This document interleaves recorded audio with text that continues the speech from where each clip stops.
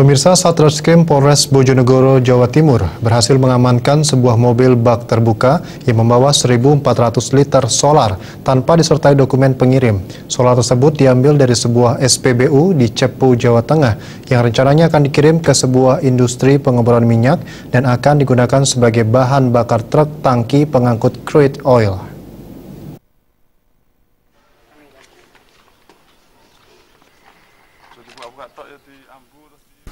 Sebuah mobil bak terbuka bernopol L8031PK diamankan anggota Buser Satreskrim Polres Bojonegoro yang terbukti membawa 48 jerigen berisi solar bersubsidi.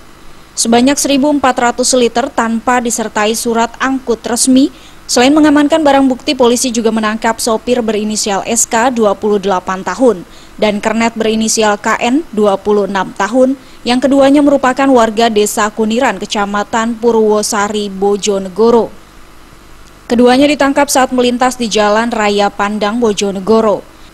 Menurut pengakuan sopir truk, ribuan liter solar bersubsidi tersebut diambil dari SPBU di Kecamatan Mentul, Cepu, Jawa Tengah. Solar bersubsidi tersebut rencananya akan dibawa ke sebuah perusahaan pengeboran minyak untuk digunakan sebagai bahan bakar truk tangki yang mengangkut crude oil. Selain itu, polisi juga mengamankan tersangka lain yang diduga menjadi otak aksi kriminal tersebut. Bahwa kita memperoleh informasi dari masyarakat, ada beberapa pelaku-pelaku usaha yang menyalahgunakan kesempatan ini. Salah satunya informasi yang berkaitan dengan hal ini. Untuk itu kita lakukan penyelidikan dan alhamdulillah kemarin tanggal 13 Mei sekitar pukul 19 kita temukan ada mobil yang mengangkut BBM solar yang diduga tidak dilengkapi dengan izin sebagaimana diatur dalam Undang-Undang Migas.